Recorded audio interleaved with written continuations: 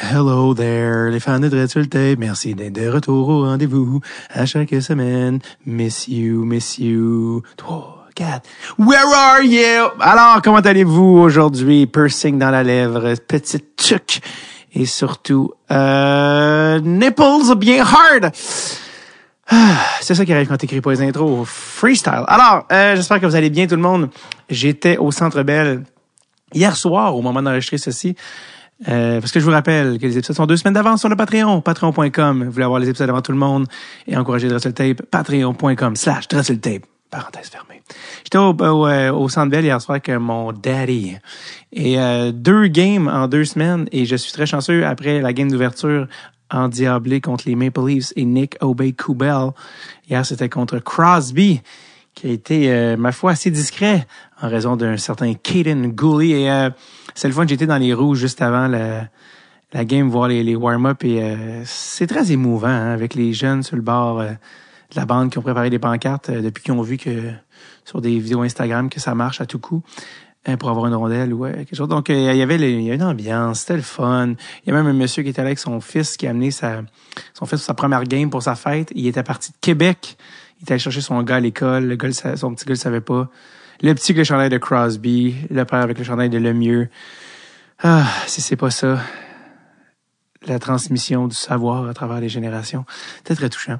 Et il y avait même un petit gars qui a un chandail de Jake Gensel. Il devait avoir 6, 7, max 8 ans. Et Jake Gensel l'a vu, il lui a donné une rondelle par le petit trou réservé aux lentilles photographiques, mieux connu sous le nom de ce qui a brisé les doigts à Jeff Petrie et qui nous a empêché d'avoir la Coupe cette année. C'est la seule chose, sinon on la gagnait. C'est connu, c'est dû, c'est su, ça c'est officiel. Tout ça pour dire, le petit gars avec le chandail de Gensel a eu sa POC de Jake Gensel. Et je me suis assuré d'aller battre cet enfant et de prendre la rondelle qui m'appartenait et qui me revenait de tout droit. Bon, alors, il faut ce qu'il faut, les amis. La vie, c'est une jungle. Hein? Il faut que ce jeune-là apprenne de toujours traîner un Exacto rouillé sur lui. Et you live, you learn, disait Alanis Morissette. Tout ça pour dire, get out of my way, baby. Non, évidemment, là, je lui ai redonné quand j'ai vu que son père était musclé. Alors, on y va aujourd'hui avec... j'y retourne contre Buffalo. Ah oui, c'est ça que je voulais dire, excuse. C'est qu'il y a quelqu'un qui était venu me voir, un dénommé Zach, qui est venu me voir pour en parler du podcast. Donc, toujours un plaisir de vous croiser, fan de Dread sur le tape, où que ce soit. Ça arrive évidemment plus souvent qu'autrement au Centre Bell, mais je salue Zach qui est venu me dire salut, qui écoute le podcast et qui me parlait de l'épisode annuel du draft. Toujours un plaisir de vous rencontrer, de vous serrer la main et de mettre des visages sur des chiffres. Mais évidemment, mini-lien avant de rentrer dans l'épisode, la meilleure manière de venir me voir, c'est en spectacle, et au moment où ça sort, je passe dans pas très longtemps à Sherbrooke, 12 novembre, et je reviens à Montréal 1er décembre, si je me trompe pas. Parce qu'elle n'est pas encore en vente au moment d'enregistrer, mais elle va l'être, je pense, quand vous allez écouter ceci. Du moins, elle est supposée l'être. Que ce soit Sherbrooke, Montréal ou toute autre date, davidbocage.com. La dernière fois que je suis venu à Montréal, c'était au bordel avec Chucky Pellerino. C'était sold out, c'était la putain de folie. Chucky a même refait son show sold out quelques semaines plus tard, et c'était aussi la folie. Un de ses meilleurs shows à vie, selon Chucky Pellerino, qui va le mettre dans le top 5 de notre draft pour les prospects humoristes. À surveiller, Chucky Pellerino. Donc, au plaisir de vous croiser après un spectacle Sherbrooke, Montréal, davidbocage.com. Fait toujours plaisir de vous serrer la pince. Puis il y a des fans de Dread sur le tape qui sont venus dans les shows passés. C'était toujours un plaisir de vous rencontrer et de vous jaser. Et de voir live. C'est la chance pour vous de voir live mes pitreries. Et voilà. Oh! Alors aujourd'hui, monsieur Kevin Poulin, que vous connaissez sûrement, hein, qui a gardé les buts pour principalement les Islanders, mais qui est présentement devant la cage du Rocket de Laval, et qui est un vétéran, qui a même roulé sa bosse en Europe. On va parler de tout ça. Et j'ai rencontré Kevin Poulin, je regardais la date pour vous mettre en contexte, le 27 juillet 2022, et on a fait ça à distance. Il était dans le bureau où j'ai enregistré un épisode avec un certain Philippe Le Cavalier. Alors, je pense qu'on en parle. Anyway, je vous laisse gérer ça. Il y a un petit moment, il y a un petit coin interrompu. Je vous avertis, je l'ai laissé, je pense, Aziz dans l'épisode parce que j'aime l'espèce de manque de fluidité. Mais il y a un moment au milieu où il y a comme trop de bruit en background, puis il va dire à des jeunes gens qui jouent dans Q, hey, moins fort, s'il vous plaît. Puis je pense que j'ai laissé Aziz pour qu'on on vive le moment. Fait que si vous dites, tiens, qu'est-ce qui se passe? C'est ça qui se passe. Donc, voilà. Le Cerbère, monsieur... ben oui, c'est ça. Oui, absolument. Je vais m'en parler comme Pauloud. Donc, le voici. Épisode numéro 4 de la 7e saison. Le Cerbère du Rocket de Laval, monsieur Kevin Poulain.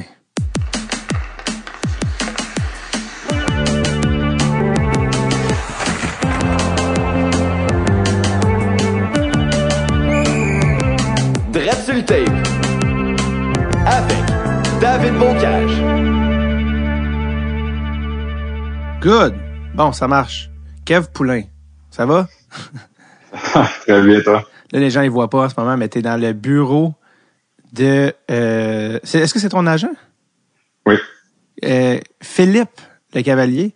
Puis là, les fans s'écoutent le podcast. Philippe est déjà passé au podcast et s'était enregistré dans ce même bureau. Donc, déjà un petit lien là, avec un chandail Le Cavalier du Lightning et un des Kings. Beaucoup de gens oublient que Vincent jouait pour les Kings. Anywho, comment ça va, Kevin?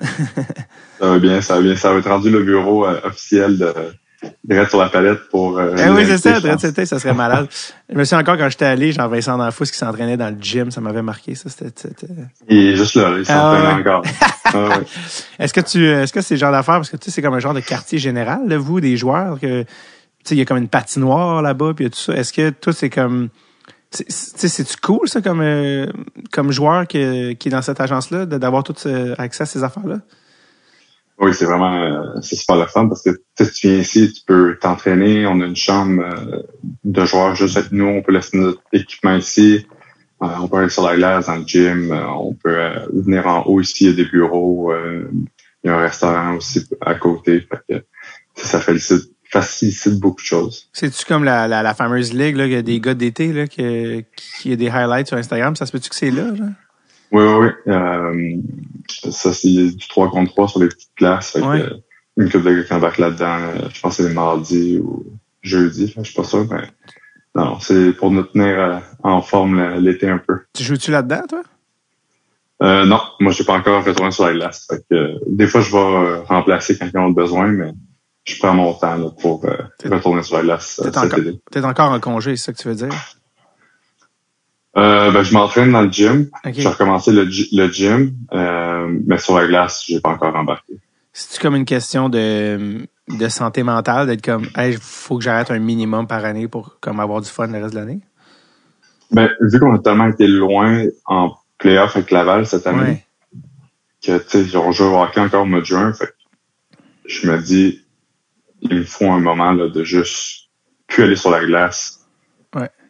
L'entraînement, j'ai pris 2-3 semaines off, mais la glace, ça va aller au mois d'août, avant que je retourne sur la glace. Parce que la ligue en question là, qui est au Cortex, il y a une vidéo que j'ai vue paraître, je pense hier, que c'est parce que Huberdeau joue dans cette ligue-là, je pense. Puis là, il venait de recevoir son nouveau gear de Calgary. Fait que c'était comme la première fois qu'il avait tout son gear de Calgary, ce qui est comme weird parce qu'il n'a jamais encore joué pour Calgary, mais il venait de recevoir les gants, les culottes, le casque. Ouais, dans la chambre, on a tous nos stalls, avec notre équipement. Fait que quand il y a un gars qui signe à quelque part, ça prend pas de temps que le nouveau stock rentre puis le vieux prend le bord. Ouais, le nouveau stock des agents libres qui rentrent. Hey, dis-moi si je me trompe ou peut-être que tu te souviens même pas de ça.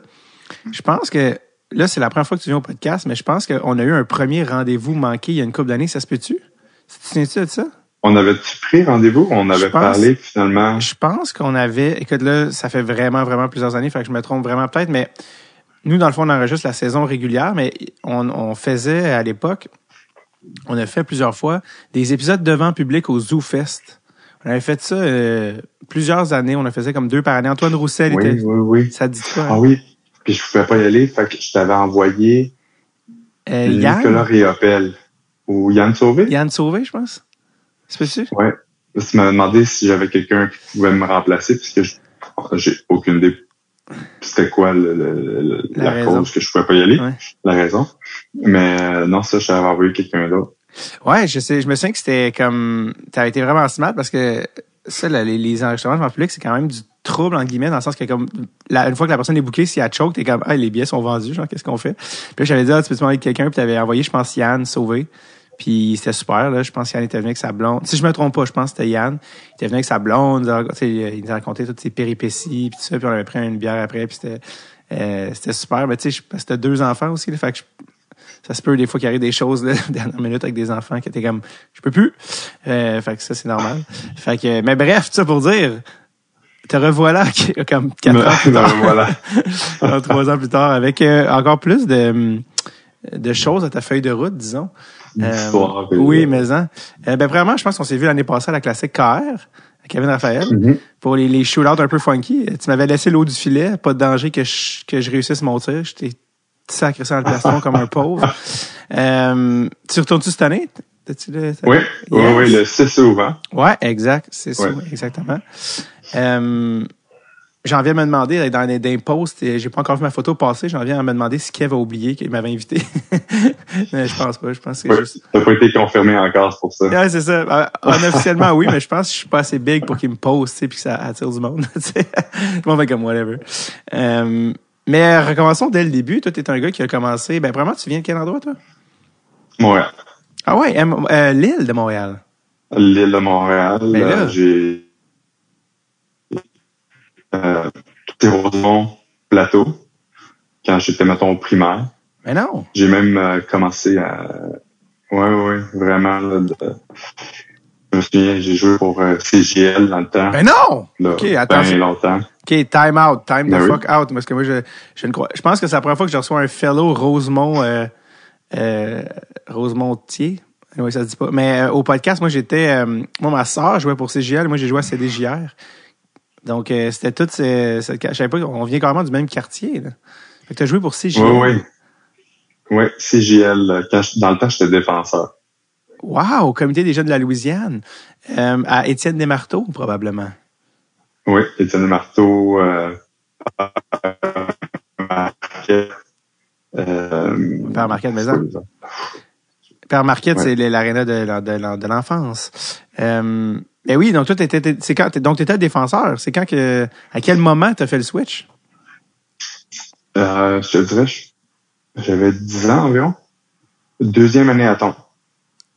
Puis, est-ce que c'était au grand désespoir de tes parents? Comment? Non. Mon père, il capotait. Quand j'ai annoncé que papa, je veux pas être défenseur, je veux être gardien de but, il m'a regardé, il était comme, tu me niaises. Puis, dans le temps, j'avais fait la tombe 2C. Fédé 76? Non, là, je suis rendu à Longueuil, par exemple. Mon père habite à Longueuil, ma mère habite à Montréal. Première année à tombe, j'avais été à Longueuil. Puis, là, j'ai dit, je vais être gardien de but parce que quand je joue dans la rue, dans le sous-sol, tu sais, j'étais toujours gardien de but. C'était comme inné en moi. Puis là, je dis, OK, je veux aussi jouer gardien de but sur la glace. Puis j'avais fait le switch, 2e année à tombe. Dans la même organisation, là. Fait que le monde ne comprenait pas. J'ai fait à tombe 2A, première année. Ben non! Ouais. T'étais un meilleur gardien. Mon père, il m'a fait un speech, en plus, il m'a dit, t'es dans le 2, là, si tu souhaites garder le but, tu vas sûrement aller jouer, mettons, dans le simple lettre, maison, ça va être différent. Là, j'étais, non, c'est pas grave, je veux garder le but, c'est ça que je veux faire. Puis, première année, à tombe 2A. Après ça a continué comme ça. Est-ce que tu te souviens de ce qu'il a dit quand t'as fait le 2A? Il était comme mon petit rat, toi. Non, il m'a dit ça quand il payait pour le stock de gardien de but, je pense, chez Rousseau Sport. Ouais, quand tu grandissais à chaque année puis il te fallait racheter du nouveau gear. Wow. Ah oui, ça coûte tellement cher en plus. Le stock de gardien de but, là, ça pas d'allure. Maintenant que toi, tes parents, t'as-tu un enfant qui est gardien de but? Prochaine saison. Prochaine saison? Prochaine saison, il veut faire le switch. Fait que je suis un peu dans la même situation que je viens de te parler, là. Il m'a dit, papa, l'année prochaine, je vais être gardien de but. Fait que j'ai dit, OK, je peux pas, il a enlevé le choix, c'est son choix. Fait que j'ai dit, OK, let's go. Et à quel âge? 8 ans. Ah, 2 ans plus jeune que toi. Ouais. Te revoilà dans les souliers de ton père. C'est chacun son tour, hein? Je vais aller chez Rousseau, aller acheter le stock. C'est la même affaire. Ouais, j'avoue que tu peux pas vraiment lui donner ton vieux stock. Tu fais genre 6 pieds 4. Non, je pense qu'une pad au complet, il ferait... Ça couvre son corps au complet jusqu'à la pad, je pense. OK, fait que t'es Rosemont, Longueuil. C'est drôle parce qu'en plus, quand ton père t'a demandé de faire un switch, t'étais un enfant de 10 ans, mais finalement, t'en as fait une carrière. T'es devenu gardien professionnel. Est-ce que c'est une discussion que tu as eue avec ton père, de comme, hey, père, peux-tu croire que ce petit moment-là...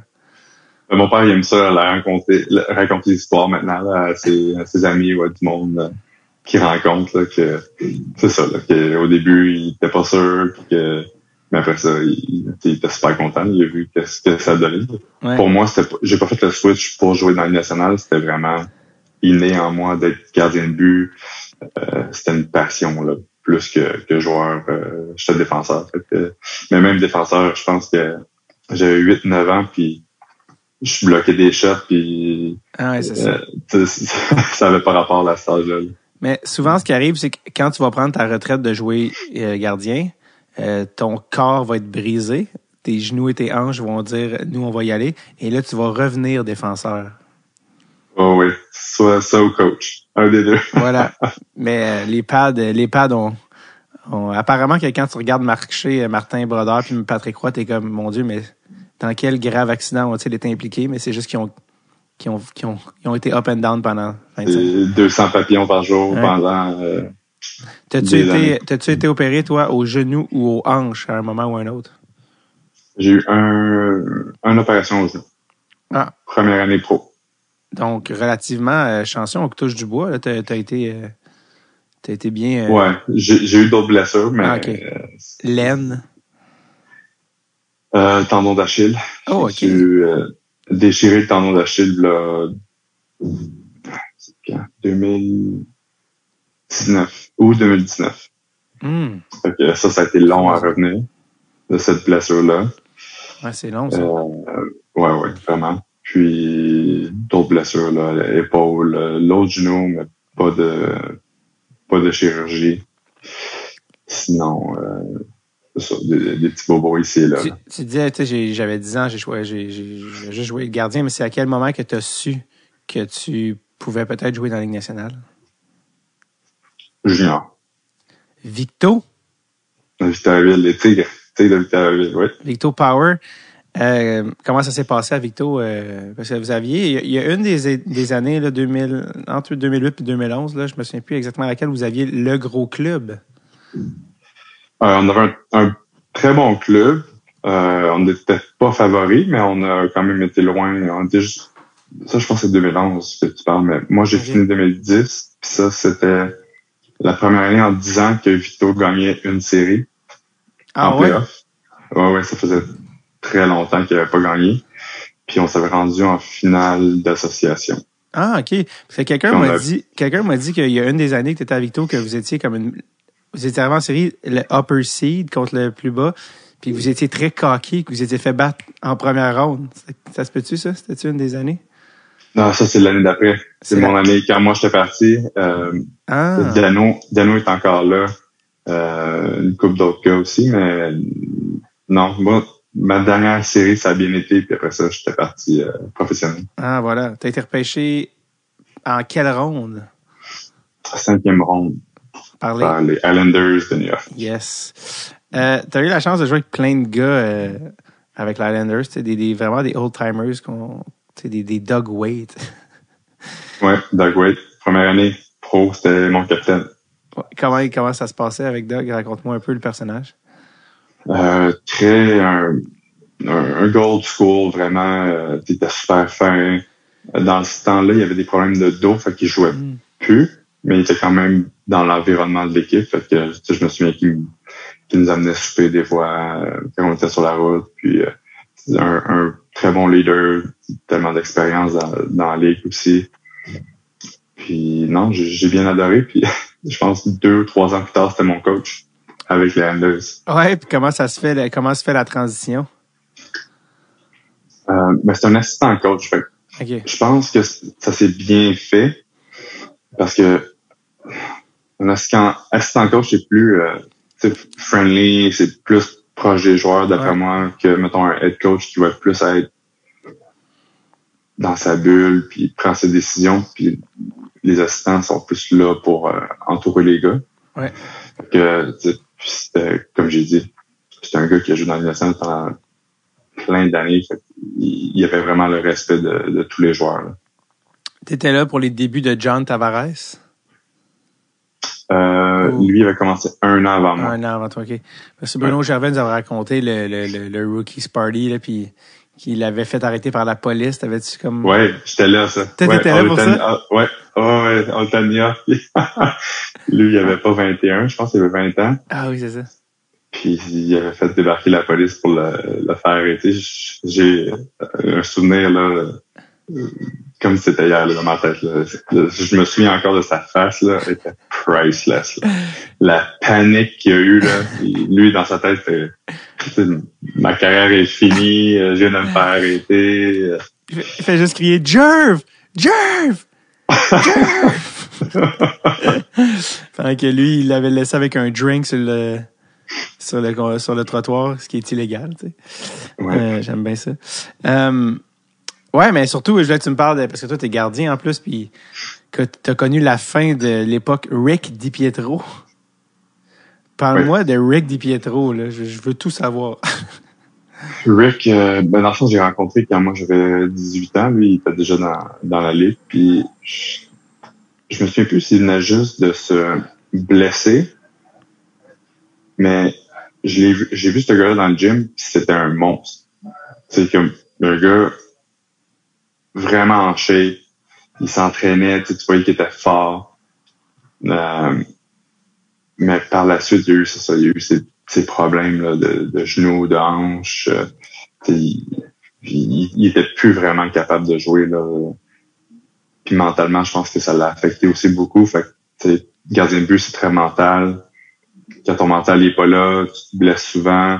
Fait que je pense que c'était juste un effet de boule de neige là, qui a été jusqu'à temps qu'il se fasse buy-out par l'équipe. Avec son fameux contrat de 14 ans à l'époque, là, qui se voulait... 15 ans. 15 ans. Puis il va se faire payer jusqu'en 2029. Ouais, tata. Ça, c'est un peu comme Alexis Yashin aussi, qui a été payé jusqu'à... Par le même club. Exact. Je pense que c'est tous des Mike Milbury, je pense, c'était ça? Je l'ai vu, lui, parce qu'il y avait une aréna de pratique à New York. Ouais. Puis j'ai vu Alexis Yashin sur la glace avec nous. Il pratiquait, mettons, avant le camp. Mais lui, il se présentait pas au camp. Il était juste buy-out, puis il patinait avec les gars, il avait du fun, puis il se faisait payer par l'équipe. Il avait déjà été buy-out quand il se pratiquait avec vous, là? Ouais, ça faisait déjà 1 an ou 2 là, qu'il jouait plus, là. Oh my God, puis lui, il venait juste comme pour le fun, genre? Ouais, être avec les gars qui connaissaient sûrement, puis pratiquer, jouer, faire des scrimmages, mettons. Mais lui, il jouait comme en KHL à ce moment-là, ou genre? Je me souviens plus s'il avait été dans KHL. Il avait juste arrêté de jouer totalement. Wow! J'adore le gars bien relax. Il est encore sur le payroll. Viens voir ses chums puis jouer au hockey l'été. C'est qui dans tes coéquipiers? Ben, tu as eu beaucoup d'équipes. Dans tes coéquipiers, ceux qui t'ont le plus marqué dans ta carrière? T'as parlé de Bruno Gervais. C'est lui qui m'a vraiment comme welcome dans l'équipe. Tu sais, en québécois, je me souviens encore, là, c'était mon premier camp, on s'en allait à Moncton. Puis moi, tous les vétérans embarquent dans l'avion en premier. Classique. Après ça, nous, les jeunes, on était à la fin. Fait. Mais là, toutes les places, il commençait à manquer de place en avant, parce qu'il y avait les jeunes. Fait que là, moi, j'étais comme... Je marchais, je suis comme, OK, je commence à être un peu loin, là, tu sais, je me sentais pas trop à ma place. Puis là, Bruno m'a vu, il a dit, viens t'asseoir avec moi, puis on s'est assis ensemble tout le long, jusqu'à de New York à Moncton, puis on a commencé à parler. Puis, ces deux Québécois, c'est sûr qu'on a toujours une connexion un peu plus facile qu'avec les autres. Ah oui, il est smart, là, Bruno, là. Non, oui, il est incroyable. Puis même encore cette année, là, il travaille pour RDS, puis on se croise encore à la Place Belle, puis on se parle, puis ouais. Non, c'est tellement un gars incroyable, un coéquipier exemplaire, puis c'était vraiment le fun. Parlant de Québécois, il y avait aussi P.A. Parenteau, je pense. Oui, l'année d'après, il y avait Parenteau. Puis Puis un autre gars qui était vraiment super drôle, layback. Lui était venu à New York, il avait joué avec Tavares, il avait une super belle année en plus, fait que il était content, puis on a eu des belles soirées. Puis là, Parenteau, j'aime ça parce qu'il a eu ses grosses saisons avec John Tavares, puis après ça, il a signé son gros contrat, puis il était comme, tu sais, moi, je dois à John Tavares, je dois ma qualité de vie, j'y dois tout. J'y dois tout à ce gars-là. Genre, je veux dire, comme, tu sais, j'ai signé 16 millions à cause que j'ai joué avec ce gars-là 2 ans, tu sais, comme, ça change ta vie, tu sais, quand même, là, tu sais, fait que, mais tu parlais de John Tavares, c'est un gars qui est tellement bon que il fait pas juste performer pour lui, il performe, il fait en sorte que les gars sur sa ligne, ils vont avoir des points, puis ils vont bien jouer parce que c'est tellement un joueur qui est tellement intelligent, puis il se place aux bonnes places, puis ça fait en sorte que ces ailiers peuvent bénéficier de plus de points, puis après ça, comme puis après ça, il a pu signer un gros contrat. T'es-tu encore en contact avec John? Tu le textes des fois? Non, ça fait longtemps. Pas depuis New York, là. Quand tu le vois, avec les Leafs, puis les Leafs qui passent jamais la première ronde, le monde sont comme, tu sais, il y en a qui disent, John, c'est pas un winner, tu sais, avec tout ça. À quoi ça te fait penser quand les gens disent ça, puis sont comme, on sait bien qu'ils sont pas capables, tu sais, puis tu vois que John, c'est quand même un bon joueur de hockey, évidemment. Non, c'est très bon, joueur de hockey. Les gens, ils voient pas tout le travail qu'il met derrière, c'est son talent. Il a un talent naturel, mais c'est un gars, je me souviens encore, il travaillait tout le temps. Il restait après pratique, il passait du temps sur la glace, dans le gym. Ça, c'est toutes des choses que les gens voient pas. Ils voient juste la game, mettons, mais durant les pratiques, c'est un gars qui, il était fâché. Là, quand il scorait pas contre moi, là, il était fâché. Puis j'aimais ça parce que moi puis lui, on avait une compétition parce que je me forçais encore plus quand c'était lui. Ouais. Mais non, c'est ça. Il met tellement d'efforts que gagner, c'est tellement des fois des circonstances, puis t'as de la chance, t'as du travail, tu gagnes une équipe. C'est pas juste un joueur non plus qui fait gagner une coupe. C'est qui les joueurs les plus compétitifs avec lesquels tu as joué? Ceux que c'est pas aimer gagner, c'est ceux qui détestent perdre. Détestent perdre, ben c'est sûr que John, il est pas mal dans le top de la liste. Les autres gars, ça fait longtemps. Là. Je vais pas te mettre dans le spot, je vais juste... Parlant de toi, t'étais gardien à Langarine, t'as-tu croisé le bon Yevgeny Nabokov? Mais oui, ça a été avec lui, j'ai passé le plus de temps. Puis, comme les Russes sont tout le temps spéciaux, je veux que tu me parles de ce gars-là. Ben oui, c'est un Russe, mais il a tellement été américanisé. Américanisé, ouais. Que il y avait encore ce petit accent, mais je dirais que c'était un Américain qui avait un accent russe. Là. Il se promenait, puis il faisait tout comme... il y avait pas de tant d'histoire folle là, que je me souviens de lui. Je me souviens que des fois, il amenait un genre de ballon d'entraînement sur la glace pour s'entraîner. Ça, j'avais jamais vu ça de ma vie. Mais en même temps, après ça, je suis comme, c'est une bonne idée, pour développer ton corps puis de faire le même. Parce que, fait qu'il était pas sur le modèle Ilya Brizgalov là, avec des déclarations. Non, il était pas mal plus tranquille, très funny, mais il faisait des jokes, il gueurait les gars. C'était vraiment comme un Nord-Américain qui avait un accent russe. Wow. Parlant de la Russie, t'as joué dans la KHL, mais est-ce que je me trompe ou ton club était pas en Russie, mais bien au Kazakhstan? Oui, fait que dans le fond, la KHL, ils ont des clubs en Russie, mais aussi à l'extérieur. Oui, ben oui. Il y en a même un en Chine. Oui. L'année passée, ils ont comme déménagé à Moscou à cause de la pandémie. Ah, voilà. Mais non, le Kazakhstan, c'était quand même...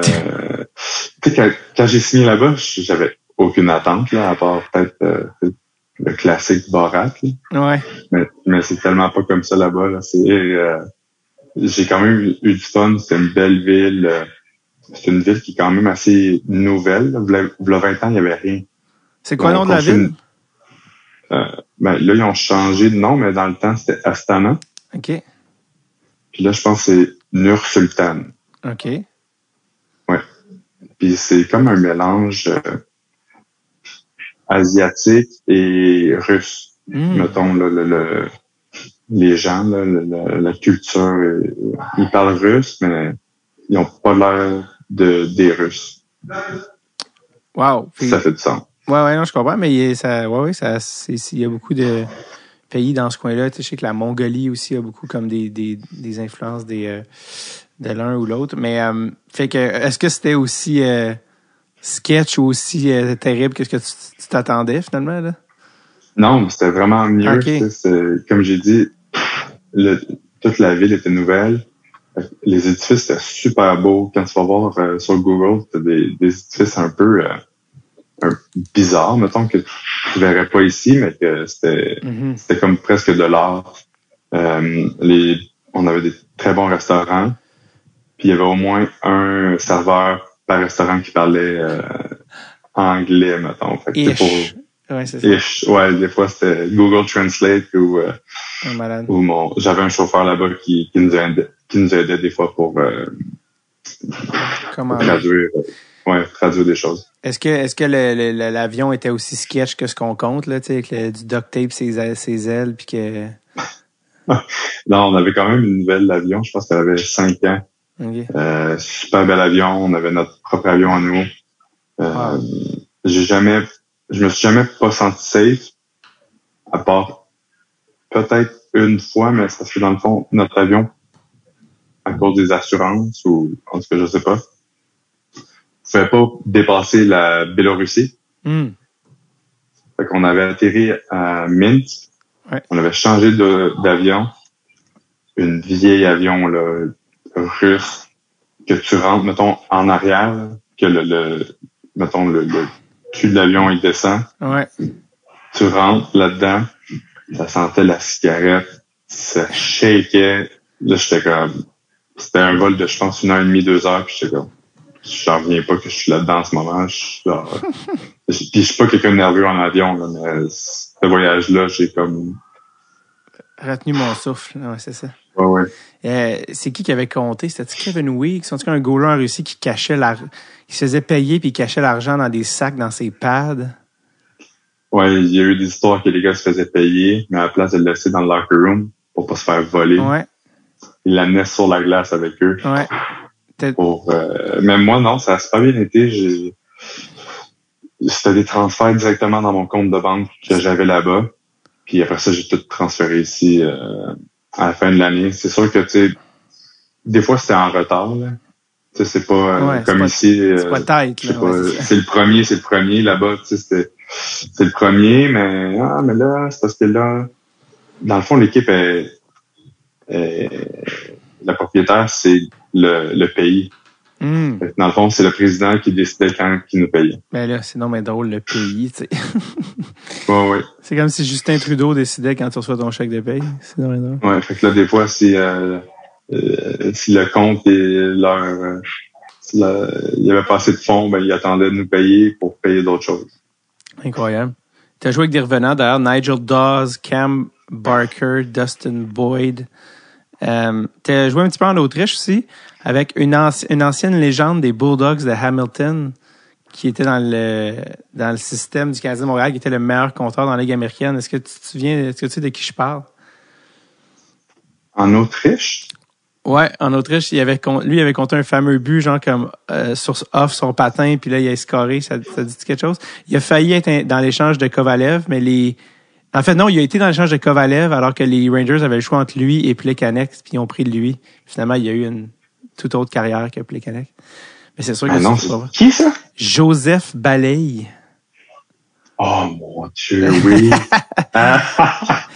Joseph. J'aurais jamais cru que ça aurait pu être entre lui ou Plekanec. Ouais, parce que c'était comme un choix plus adapté. Vous avez le choix entre un de ces deux-là. Puis celui qui était le meilleur scoreur de l'équipe, à ce moment-là, dans la Ligue américaine, c'était Joseph Balaye. Fait qu'ils ont pris Joseph Balaye. Et the rest is history.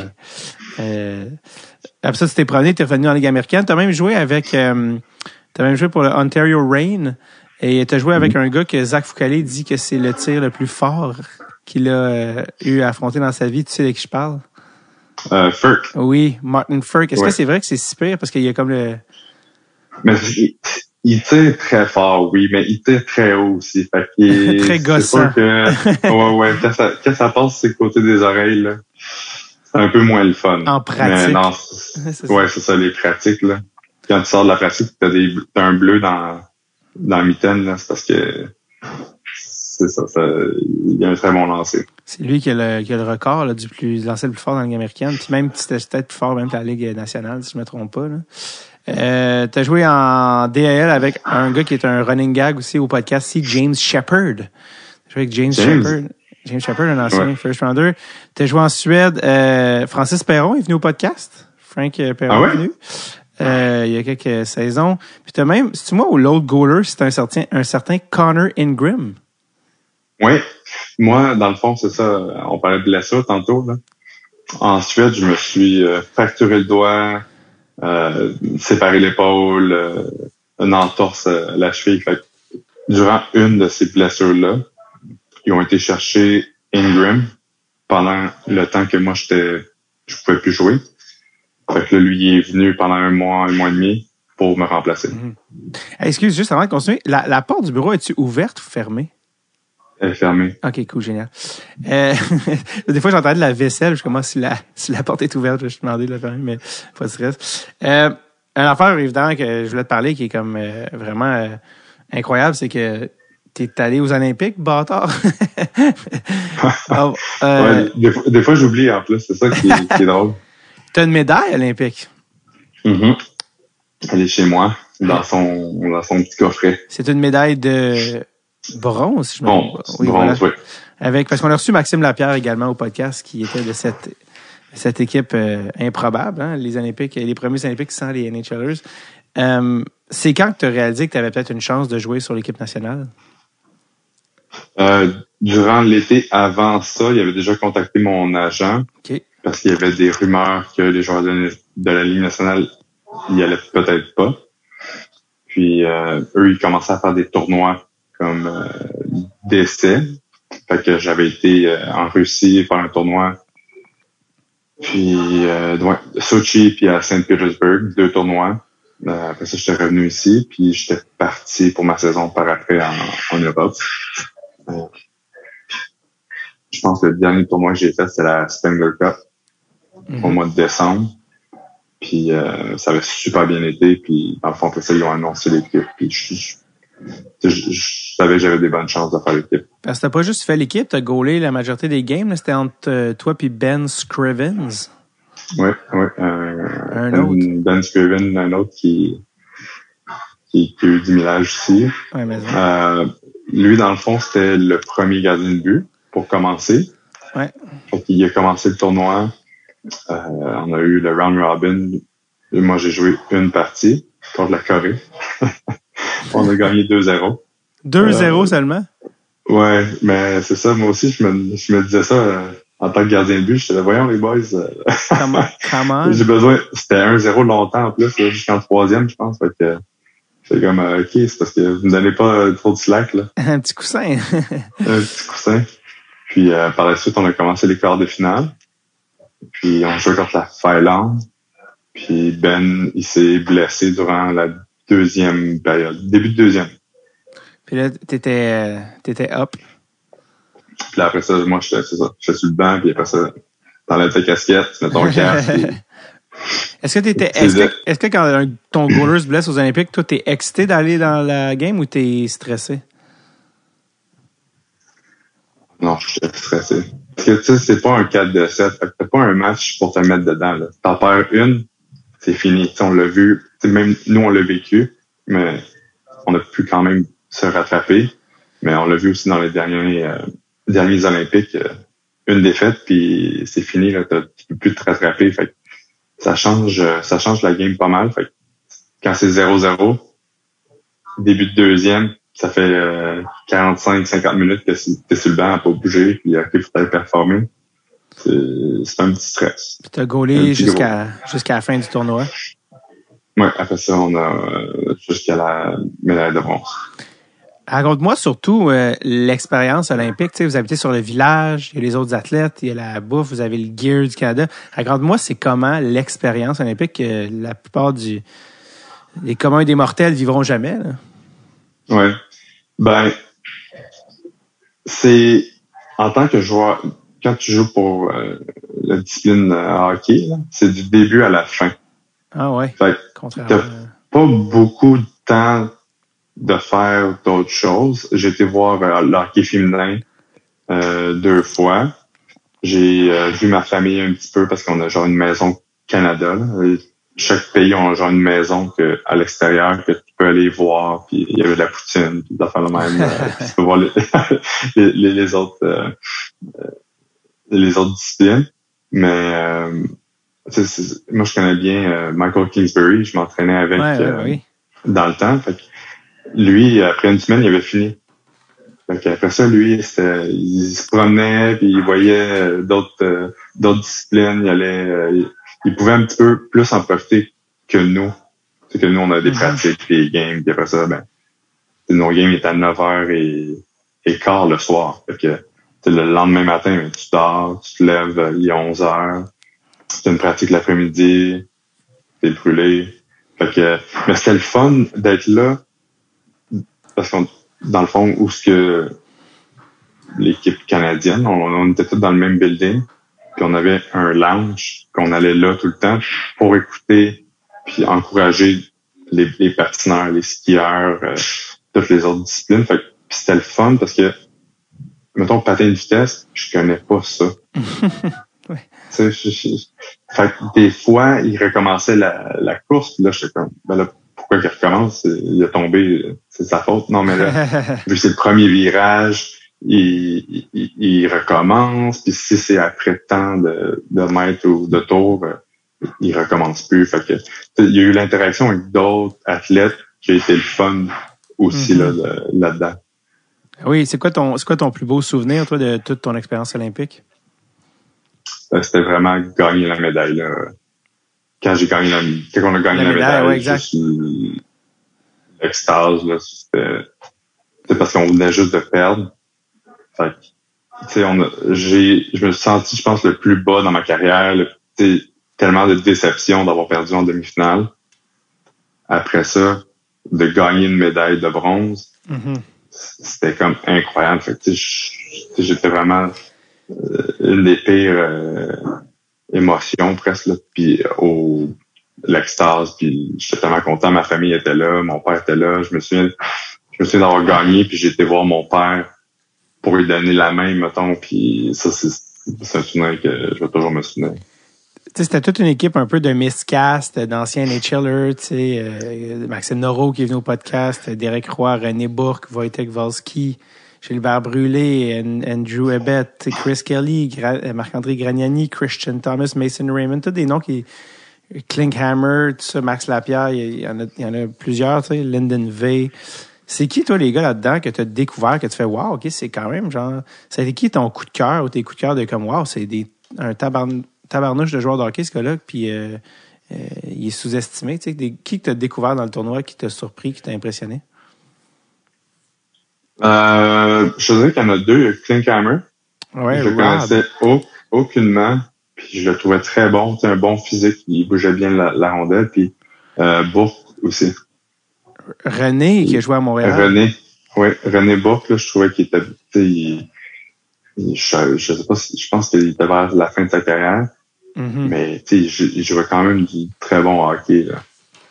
Est-ce que ça a changé de quoi dans ta carrière, tu sais, que toi, tu te promènes dans les ligues en Europe, de gagner une médaille de bronze olympique, ça a-tu changé de quoi dans la perception des équipes de toi, ou? Je pense pas. Non, parce que par la suite, je me souviens, puis j'avais pas eu tant d'intérêt des équipes de l'Amérique du Nord pour revenir. Puis je trouvais ça bizarre parce que je pensais que j'avais bien fait, puis même en Europe, ça allait bien. Puis non, j'ai eu presque aucun appel. Fait que j'avais décidé de retourner en Europe. J'avais signé avec Berlin. Quand tu as choisi de revenir à Laval, c'était-tu l'aspect revenir au Québec? Qu'est-ce qui fait que tu as choisi, tu sais, Laval de toutes les options en Europe, en Amérique du Nord? C'était pourquoi Laval?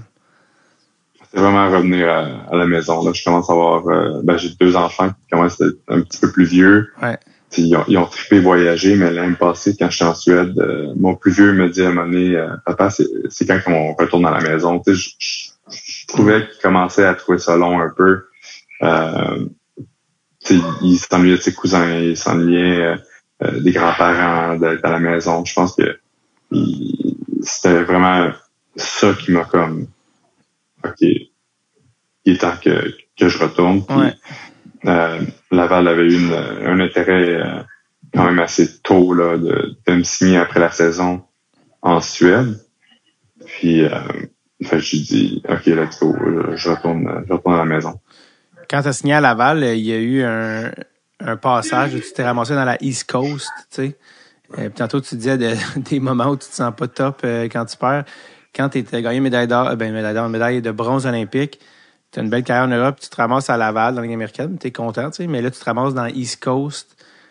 Est-ce que ça faisait partie des plans. Okay. Il me l'avait dit, j'allais être donc, tu étais au courant. À Trois-Rivières un petit peu. Parce qu'avec la COVID, ils savaient pas. Fait qu'ils m'ont dit que ça allait sûrement pas prendre de temps pour revenir, puis jouer à Laval, mais que pour commencer, ça allait être à Trois-Rivières. OK, donc au moins, tu étais au courant dans quoi tu t'embarquais. C'était pas comme un... Non, c'était pas un choc, une déception. Ouais, puis, même dans les médias, pas qu'ils essayaient, mais McNiven Poulain, qui va gagner le poste de backup à Laval. Mais, moi, je le savais, là, que je m'en allais à Trois-Rivières. Ouais. Fait que, j'étais comme, il n'y a pas de bataille, là, c'est déjà décidé. Puis là, vous avez eu toute une run en série cette année. C'était Caden Primo qui était le starter, qui est le genre de jeune poulain. Mais là, sans mauvais jeu de mots, évidemment, parce que là, je viens de réaliser en le disant. Mais toi, est-ce que tu étais backup ou tu étais 2 ou 3e gardien? J'ai comme... Moi, dans le fond, c'est moi qui ai commencé les playoffs. OK, je savais même pas. Ouais, c'est moi qui a joué la première game. Puis, c'est ça, on a joué un back-à-back. Fait que le coach nous avait déjà dit qu'il allait utiliser les 2. Puis là, par la suite, Caden il a joué, il a gagné, ça allait super bien. Moi, j'avais des petits bobos aussi, fait qu'en même temps, c'était parfait. Puis il performait tellement bien que c'était vraiment le fun. Quelqu'un qui a pété, quelqu'un qui s'est cassé la... Attends une minute, là. Oh.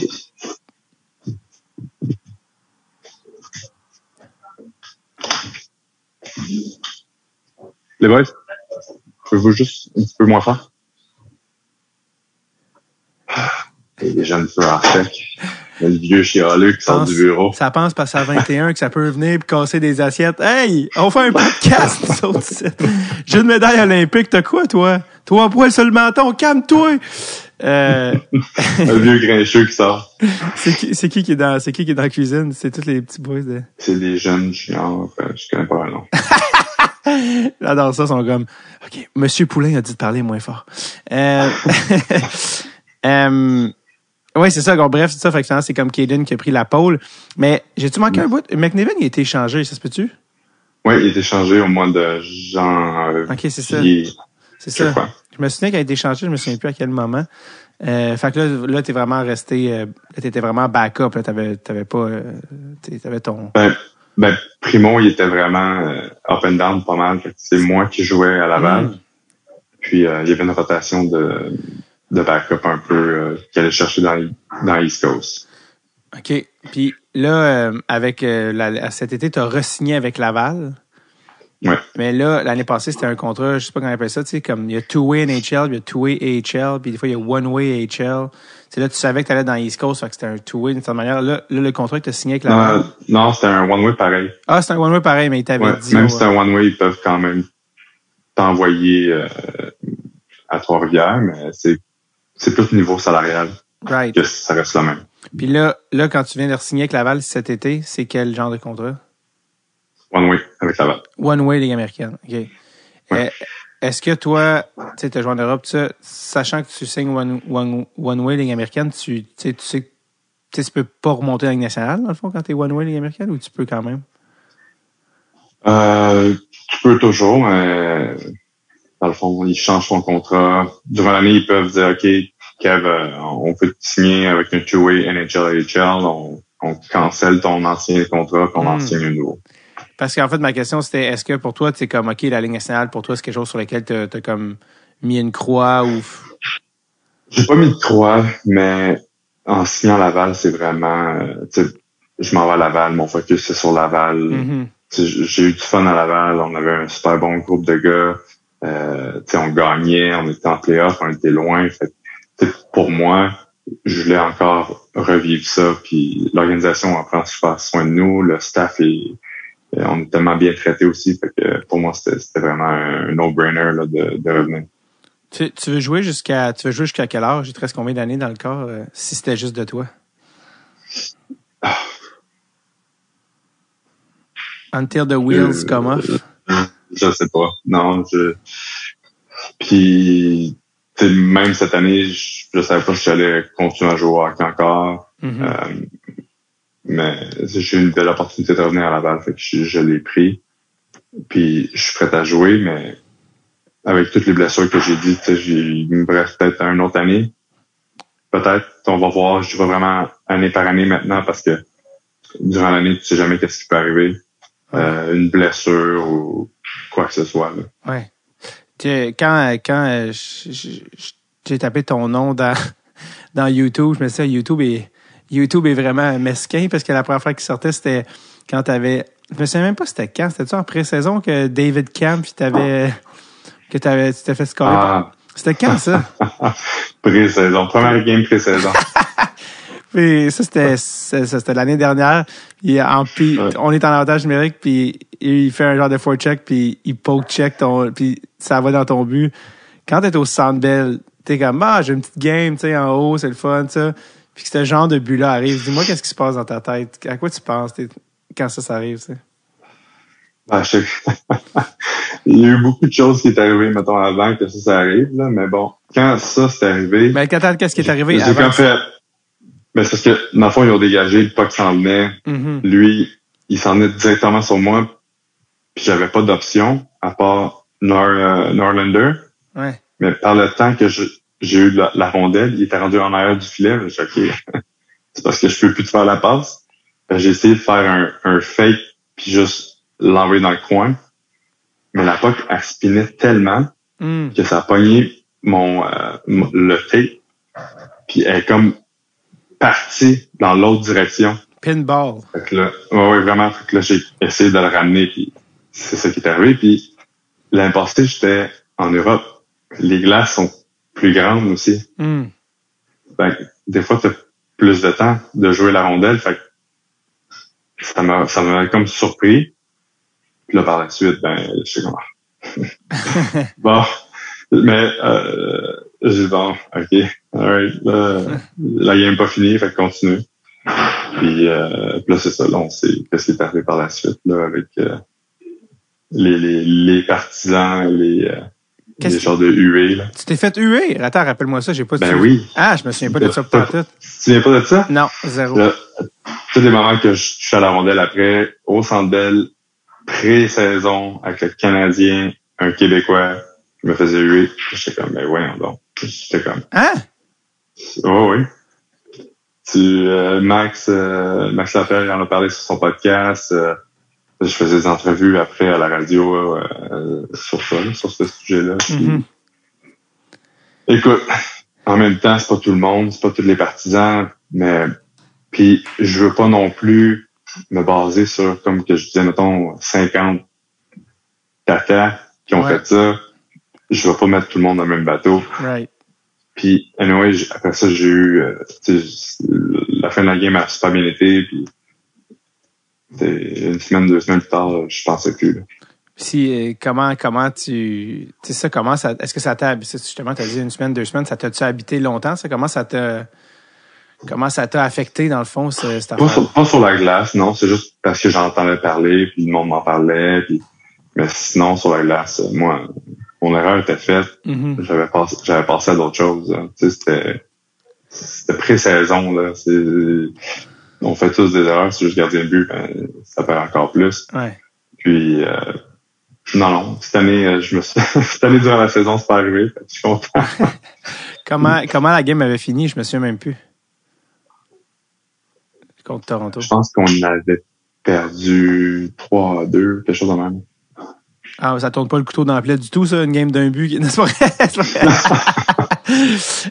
C'est ta faute, dans le fond. Les gars, comment ils réagissent? C'est ça, je me demande aussi comment les coéquipiers réagissent quand ce genre d'affaires-là arrivent. Ils sont comme ils regardent la terre en étant comme ou surtout pré-saison, vous êtes pas nécessairement un gars. Non, pré-saison, c'est juste comme bon. Alright. Whatever. Qu'est-ce que tu veux faire, whatever? Là, Ouais, on n'a pas perdu la Coupe Stanley à cause de ça. Parlant de jeunes, tu as eu la chance d'être à Laval cette année puis de voir un petit peu les boys. C'est qui les gars, tu les as vus de proche, tu as joué contre eux en pratique, c'est qui les gars qui t'impressionnent puis que tu vois monter avec Montréal à long terme, tu sais? Je pense qu'avec Pinard, il y a vraiment un bon step cette année dans son jeu. C'est un gars qui travaille fort. Il y a eu un peu plus de leadership à prendre sur lui cette année. Puis il y avait aussi Ilonen, le Finlandais. Ouais. Très, très bon joueur. Très bonne main. Il est très de sa tête. Là, il bouge bien sa rondelle. Puis il est très rapide aussi. Puis lui aussi, il a joué un petit peu à Montréal. Puis ça avait bien été aussi dans son short stint. Il était un bon tir, Ilonen, quand même. Oui, très bon tir. Il était très dangereux sur le power play là, à la place de Ovechkin, mettons. C'est le one-timer. Aux oreilles. Est-ce que tu penses que tantôt tu as nommé Norlinder, tu sais, il est comme un buzz on and off sur Norlinder, tu sais, il vient, il s'en va, il revient. Tu penses-tu que c'est quelqu'un qui pourrait jouer Ligue nationale, Norlinder? De ce que j'ai vu, il était à Laval, il était parti en Suède, il a joué sa saison. Quand il est revenu, j'ai trouvé que il avait changé un petit peu pour le mieux. Ouais. Je pense que il était plus peut-être ouvert à jouer à Laval qu'il l'était au début de l'année. Mm-hmm. Puis ça l'a peut-être un peu humble, cette expérience-là. Ouais. Mais c'est un très bon joueur. Là. Il protège bien sa rondelle. Puis durant les playoffs, c'est plate parce qu'il s'est blessé. OK. Mais non, il faisait très bien à Laval. Là. Je le trouvais très solide défensivement, offensivement, très bon avec la rondelle. Puis ses premières passes, comme on dit. Oui, c'est ça. C'est cliché, mais c'est vrai.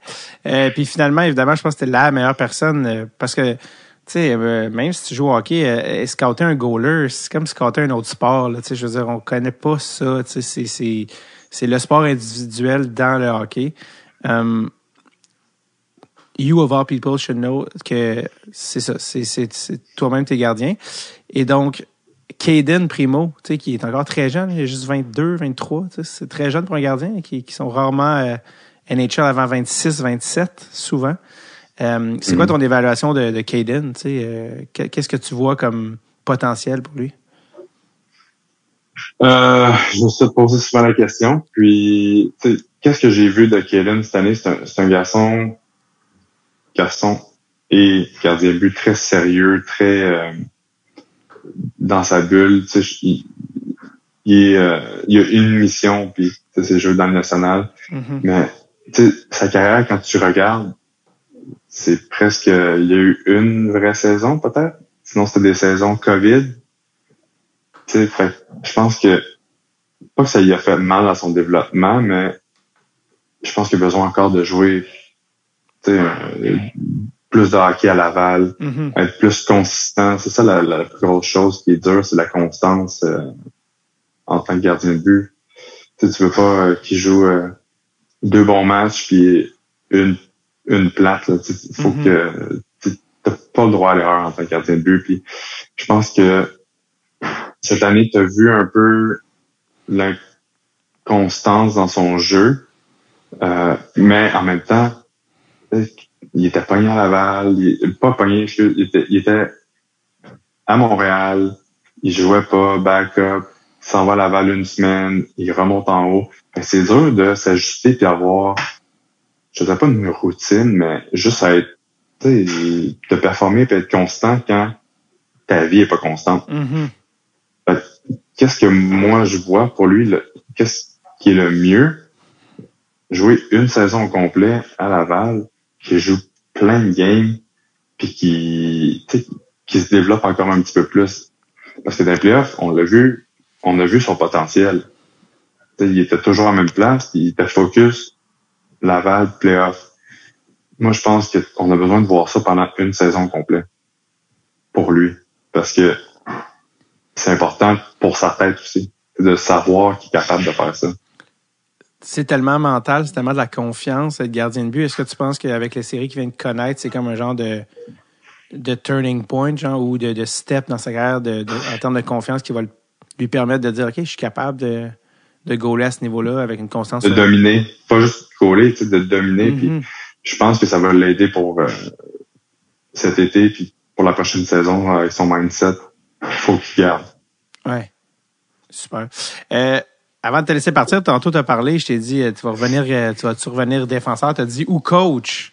Puis justement, tu sens me dire que, tu sais, justement, avec les blessures, tu y vas une saison à fois, puis évidemment, tu vieillis, tu n'as pas le choix de penser à... J'aime pas ça quand les gens disent après carrière, c'est comme tu as 32. La plupart des gens n'ont pas commencé leur vraie carrière. C'est pas une après-carrière, c'est ta vie après joueur, mais le joueur, c'est juste le premier chapitre du livre.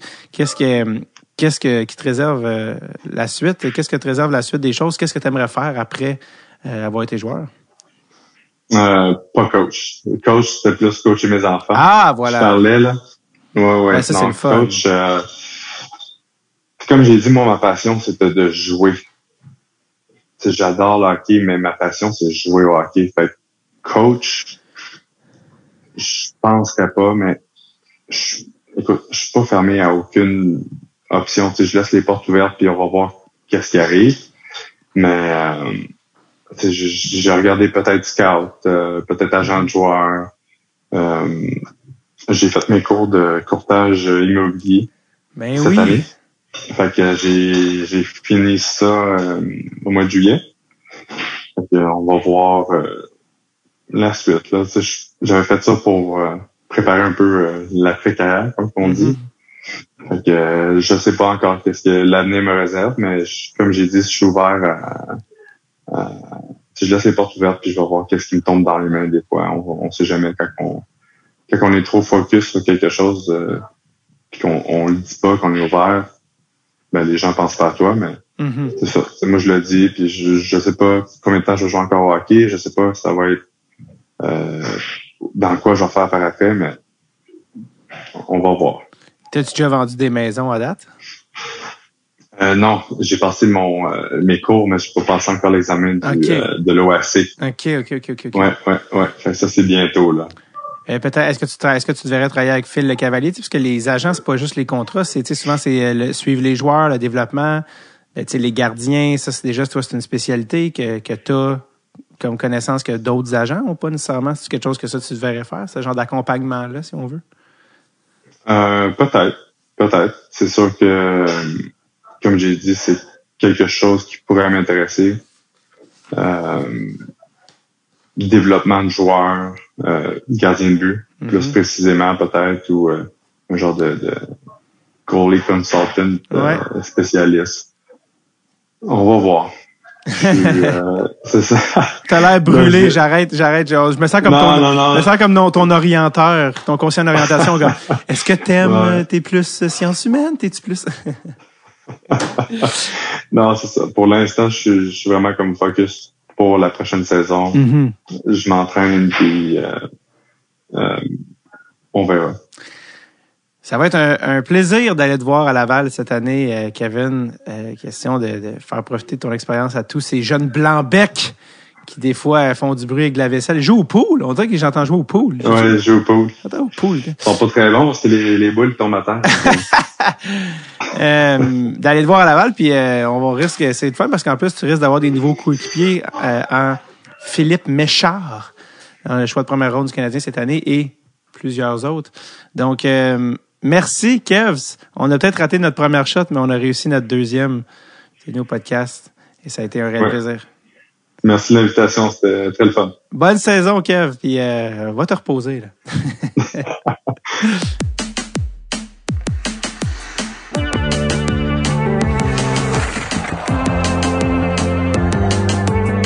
Yes, merci à Kev. Je vous invite à aller voir le Rocket, voir Kev en action. Toujours le fun d'aller voir une game du Rocket de Laval. C'est familial, c'est accessible, c'est le fun, c'est relax. Et en plus, on voit les prospects du Canadien, Jesse Ylönen. Peut-être que Slavkovski va être rendu là un moment donné dans la saison. Who knows? Sinon, j'espère vous voir en personne à mon spectacle Sherbrooke 12 novembre, Montréal 1er décembre. Tout ça au davidbocage.com. Portez-vous bien. On se voit en personne dans un des shows. OK, bye-bye now. OK, bye-bye.